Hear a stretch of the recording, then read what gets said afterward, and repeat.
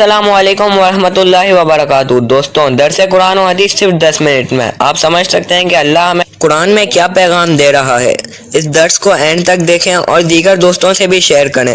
جزاک اللہ۔ الحمدللہ رب العالمین والصلاة والسلام علی سید الانبیاء والمرسلین، اما بعد فاعوذ باللہ من الشیطان الرجیم، بسم اللہ الرحمن الرحیم۔ ناظرین کرام، ایک مرتبہ پھر حاضر ہوئے ہیں سلسلہ درس قرآن لے کر آپ کی خدمت میں۔ آج ہم سماعت کریں گے سورہ بقرہ کی آیت نمبر 120 اور 121۔ آئیے سماعت کرتے ہیں کہ اللہ تبارک و تعالیٰ نے ان آیت مبارکہ میں ہمارے لیے کیا پیغام دیا ہے۔ بسم اللہ الرحمن الرحیم۔ ترجمہ: اللہ کے نام سے شروع جو نہایت مہربان رحم والا ہے۔ وَلَن تَرْضَىٰ عَنكَ الْيَهُودُ وَلَا النَّصَارَىٰ حَتَّىٰ تَتَّبِعَ مِلَّتَهُمْ قُلْ إِنَّ هُدَى اللَّهِ هُوَ الْهُدَىٰ وَلَئِنِ اتَّبَعْتَ أَهْوَاءَهُمْ بَعْدَ الَّذِي جَاءَكَ مِنَ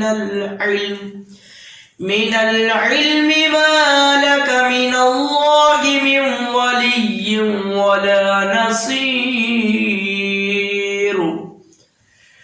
ترجمہ: اور یہودی اور عیسائی ہرگز اللہ سے راضی نہ ہوں گے جب تک آپ کے دین کی پیروی نہ کر لیں۔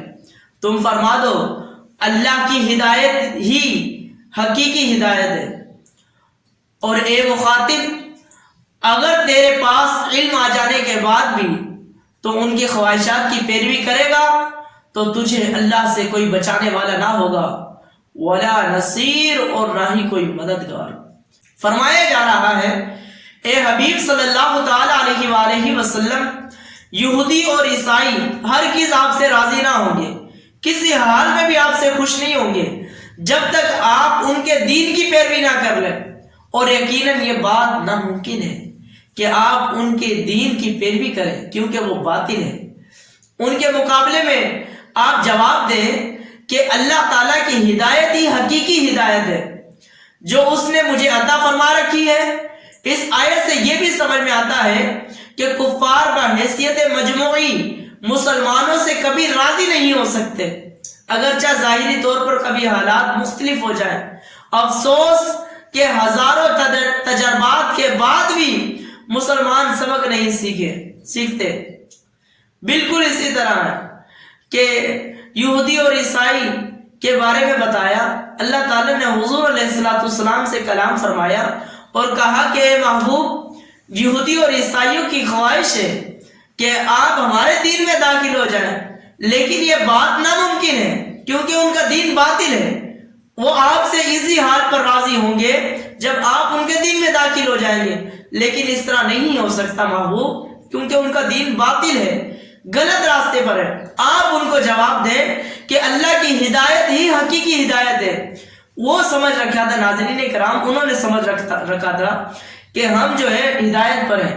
آگے فرمایا وَلَئِنِ اتَّبَعْتَ، اگر تم نے پیروی کی، یہ خطاب امت محمدیہ کو ہے کہ جب تم نے جان لیا کہ سید الانبیاء، جو تمام انبیاء کرام کے سردار محمد مصطفیٰ صلی اللہ تعالی علیہ وآلہ وسلم تمہارے پاس حق و ہدایت لائے، تو ہرگز کفار کی خواہشوں کی پیروی نہ کرنا، اگر ایسا کیا تو تمہیں کوئی عذاب الہی سے بچانے والا نہیں۔ مسلمانوں سے خطاب کیا اللہ تعالیٰ نے۔ پھر تو آج ہم کس طرف جا رہے ہیں؟ آج ہم کفار کے جو ہے سمجھ لو نقش قدم پر چل رہے ہیں، جو کہ نہیں چلنا چاہیے تھا۔ ہونا تو یہ چاہیے تھا ایک مسلمان کو کہ وہ حضور علیہ السلام کی سنتوں کو اپنائے، حضور کے اور حضور کے صحابہ کرام کے نقش قدم پر چلے۔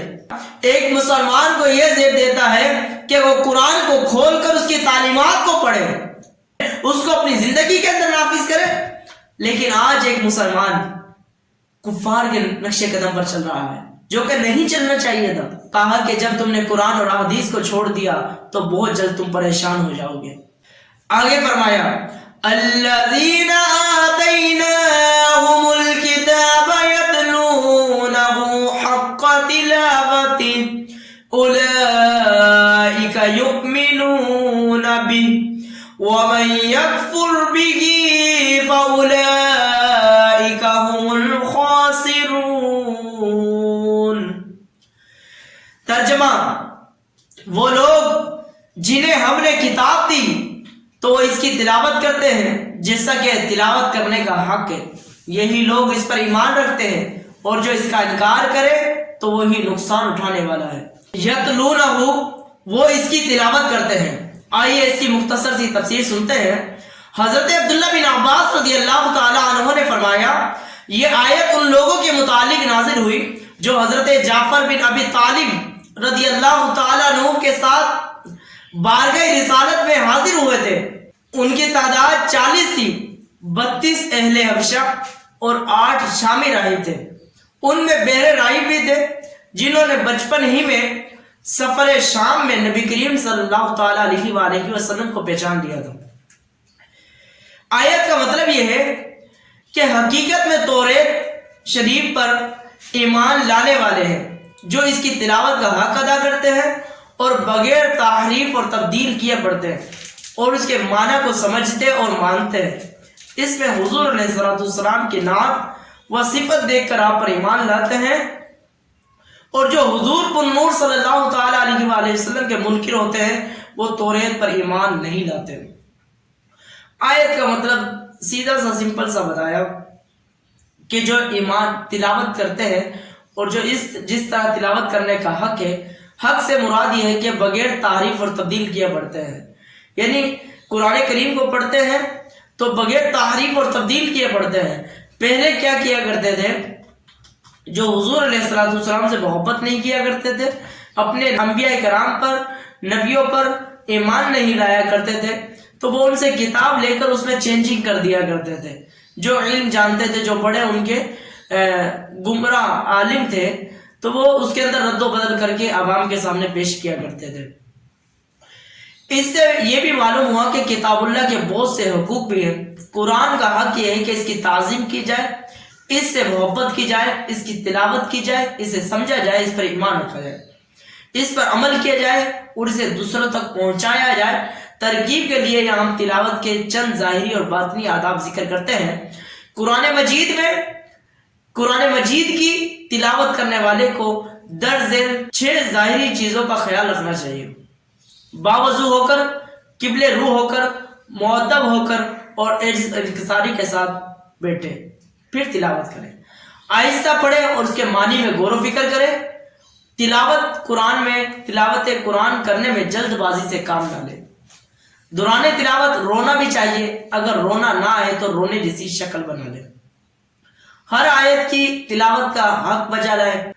اگر قرات سے ریاکاری کا اندیشہ ہو یا کسی کی نماز میں خلل پڑتا ہو تو آہستہ آہستہ تلاوت کرے.